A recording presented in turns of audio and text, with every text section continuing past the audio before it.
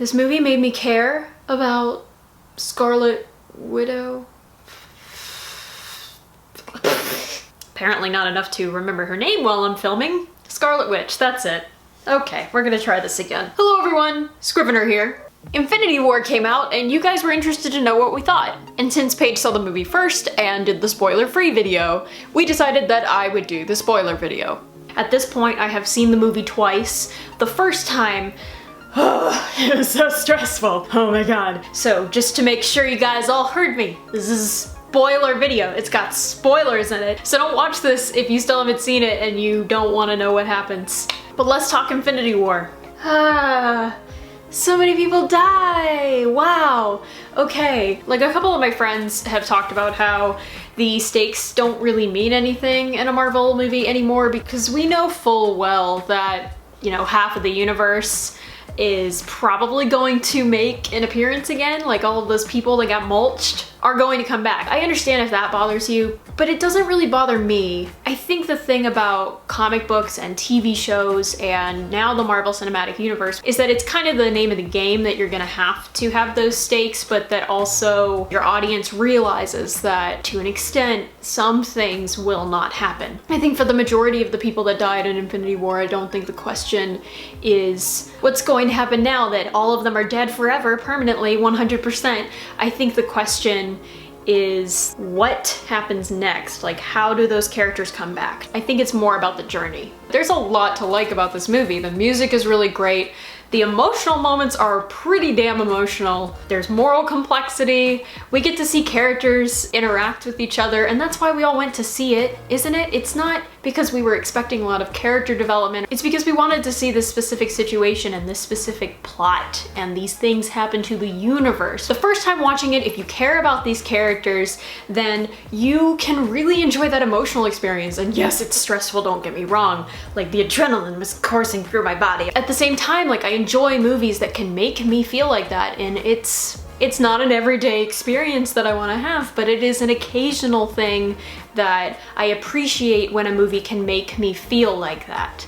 Gamora was just, oh my god. Gamora was amazing. I felt like she got a lot of attention, like well-deserved attention, considering that her and Thanos' relationship has been talked about pretty much since we've known her. Zoe Saldana probably had the biggest job as far as emotional intensity goes. She gave an astonishing performance. Her and Josh Brolin worked really well together. That distinct parent and child dynamic was very apparent from their acting, and it was really impressive. Thanos also gets a lot of attention, and I think that it really works because he holds all of this together. He's the justification for all of these characters to come together in this huge crossover, and I definitely think he pulled it off. He was a formidable villain, and Josh Brolin's performance was really great. And I like how you can feel sympathy for him, but I also really appreciate that the film never portrays his mission or method as sympathetic or right. And we all know that, I mean, if the man, purple dude, has the Infinity Gauntlet, he doesn't have to kill everybody to accomplish this goal. He could literally just fix the universe if that's how powerful the Infinity Gauntlet is. But if you're familiar with the comics, you'll know that Thanos is actually doing this because he's trying to impress Death with a capital D. Thanos' romance with Death wasn't in this movie, and if the Russos are to be believed, she's not going to factor in here. So the motivation he has is what we're going with. I felt bad for Vision though, because Vision was the MacGuffin. He had a very big part in the story, but he did like get stabbed in the first 10 minutes of his screen time, and then he was out of commission for the entire thing, and I was just sitting there like, why is he an Avenger again? Like, if this is all that it takes? Poor Vision. For the most part, it's a very serious, heavy story. I think sometimes films like that are a little too nervous to let you dwell in that for too long, and so they immediately hit you with a joke. But I found that pretty much every single time in this movie, it let you breathe. I enjoyed it. A lot of this movie was very focused on Tony and the parallels between Tony and Thanos as far as them thinking about themselves as fathers. I noticed it a lot more the second time that I watched it after watching a video by Just Right about the recurring theme of fatherhood in all of the Marvel movies. It really did make me see the movie differently because I saw a lot of connections between things that when I watched it the first time, I didn't quite understand. I'll also willingly admit that I really like Tony. I have a weakness for characters who start off bad and grow. because I think I personally see a lot of myself in them. There was definitely a theme in this movie of sacrifice for the greater good, but also how the needs of the many outweigh the needs of the few, or the one, is not accurate. And I thought it was interesting how the film played around with the different kind of aspects of that. Tony being Iron Man is a positive and heroic thing, even though it's stopping him from having a family with Pepper. Vision sacrificing himself is something Cap and the team really try to prevent, and even when he does sacrifice himself, it doesn't even stop the villain. Peter's love for Gamora leads him to sabotage a nearly successful attempt to remove Thanos' Infinity Gauntlet, and Thanos sacrifices the only person in the galaxy he loves for his mission that he believes is necessary. But I think all these different explorations really just shows that it's not a hard and fast rule. Sacrifice isn't always the right answer. And I like that. I like how the Russos explore the complexities of that issue in this movie, and I thought it was done really well. Along with that, there was also this complicated thing about, can people who abuse you and who enact such great violence, do they have the capacity to love? I have an answer that's kind of complicated. I think that they can. And I say that as somebody who, like, without this getting like way too personal for a video that's about Infinity War, as somebody who has been emotionally abused, I think it's something really difficult to come to terms with, and something maybe I can only come to terms with now that I'm far away from it, that the people who abuse you and hurt you, it's possible. It's possible for them to love you and for them to do all of that because they genuinely feel like they're doing what's best for you, or like they're doing it out of love. I genuinely think that Thanos loves Gamora, and I think that the film makes it pretty clear as well that Gamora also cares very deeply about Thanos despite her very justifiable reasons for not wanting to be around him. I'm not saying that like when Gamora says this isn't love that she's wrong. I interpret that as somebody who like would tell myself that, you know, they couldn't really love me because otherwise they wouldn't treat me this way. But I also interpret it as something that says that love is an action. It can be healthy or toxic. It can be good or bad. We idealize love to the point where we think that love is inherently good and it's an emotion that fixes you and that makes you better. And I don't think that's true. I think that's a dangerous idea. I don't want anybody who has experienced parental abuse in particular to feel like I'm excusing what Thanos does, because I'm absolutely not.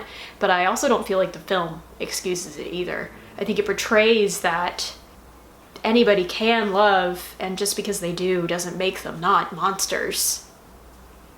I think that's really complicated and hard to think about because it's not what we want to think.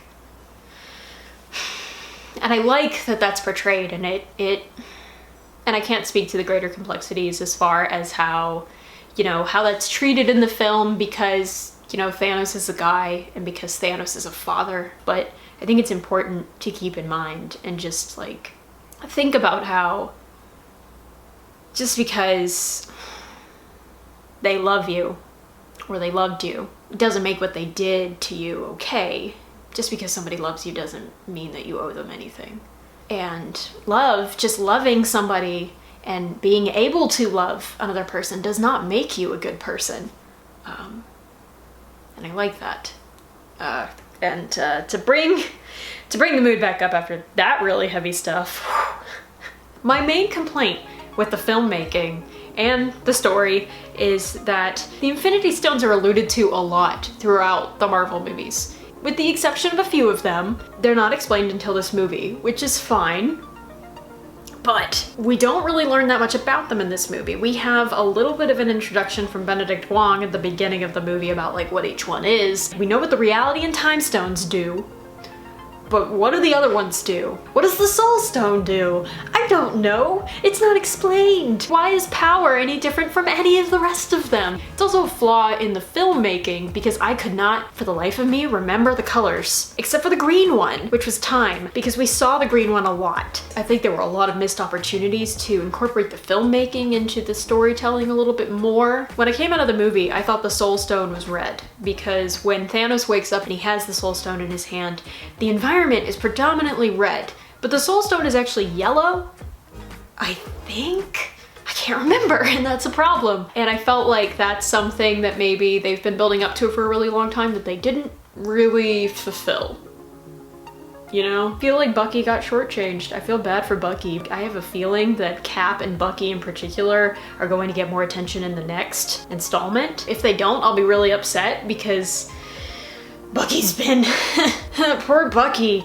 Oh my god. Like, Bucky and Cap get one hug, and then Bucky's like, Steve? And then he dies. He gets mulched, and I'm like, no! And I feel so bad. I feel so bad for him. Oh my god. I think the most devastating one for me was T'Challa, because I really care about T'Challa, especially because they frame that shot like Okoye is going to get mulched, and the camera like moves flawlessly where he leans down to help her get up and he disappears, and just the devastation on her face is like,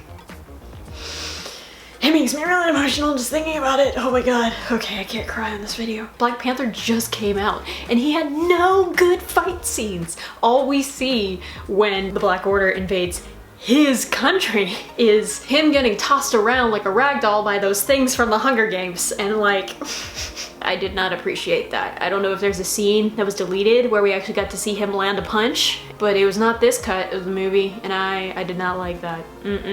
Did not like it. I'm so excited for Captain Marvel. Oh my goodness, I'm so excited for Captain Marvel. I really enjoyed it. There was a lot to like about Infinity War, and it doesn't mean I liked everything about it, but it certainly got me excited to see how they get out of this one. I'm sure that there's so much more that I should talk about, and as soon as I stop filming and move the camera and turn off all the lights, I'm gonna be like, oh my god, I should have mentioned that one thing, but I have to stop filming at some point. I've been filming for 40 minutes. I know you guys will leave comments below and I look forward to reading them. I have a project in the works that you guys will see at the end of the month, and I'm really excited. If you're already subscribed to us, definitely make sure you hit that bell so you don't miss a video. And if you're not already, subscribe to The Princess and the Scrivener for more videos on Disney, intersectional feminism, pop culture critiques, and more. The Princess will see you next week.